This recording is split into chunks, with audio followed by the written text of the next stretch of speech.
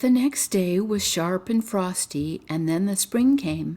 The sun shone, green leaves appeared, swallows built their nests, windows were open, and the little children again sat in their pretty garden high up on the leads at the top of the house.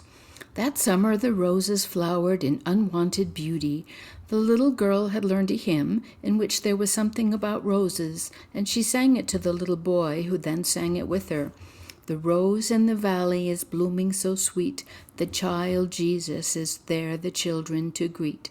And the children held each other by the hand, kissed the roses, and rejoiced in God's bright sunshine. What lovely summer days those were!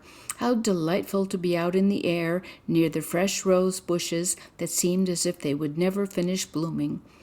One day, Kay and Gerda were looking at a picture book.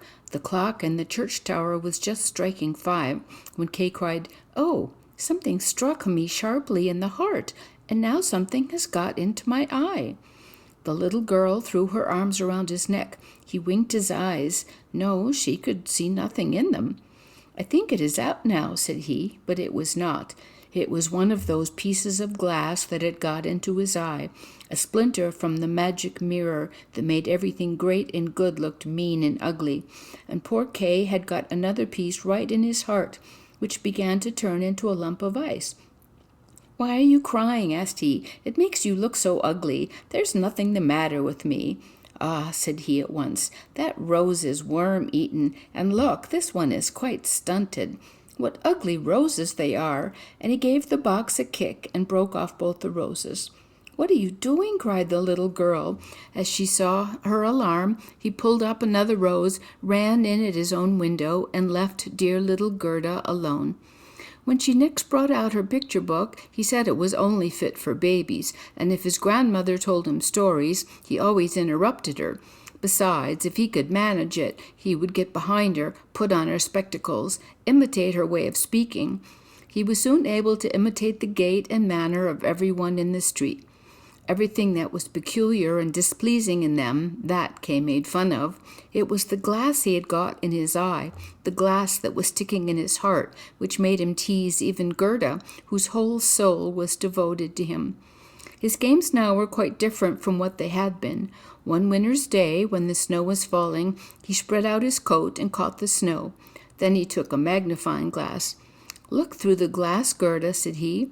Every flake seemed larger and appeared like a lovely flower or a shapely pointed star. It was splendid to look at. "They're much more interesting than real flowers," said Kay. "They are all made exactly by rule. There is no fault in them. If only they did not melt." Shortly after this, Kay appeared one day with his warm gloves on and his little sledge at his back.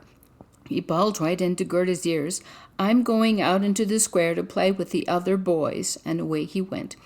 There, in the marketplace, the boldest boys used to hitch their sledges to the carts as they passed, and so they got a good ride. It was such fun. Just as they were in the very height of their amusement, a large sledge appeared in the square. It was painted white, and there was someone in it who wore a white fur coat and a white fur cap. The sledge drove round the square twice. Kay tied his little sledge to it, and off he drove. On they went quicker and quicker into the next street. The person who drove turned round to Kay and nodded to him in a friendly manner, just as if they knew each other. Every time he was going to untie his sledge, the driver nodded to him, and then Kay sat still once more. So on they went till they came outside the gates of the town. Then the snow began to fall so thickly that the little boy could not see an arm's length before him, but still on he went.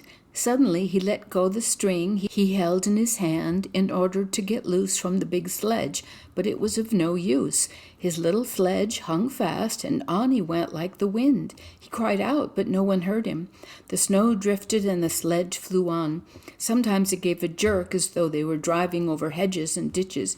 He was quite frightened, and he tried to repeat the Lord's Prayer, but he was only able to remember the multiplication table.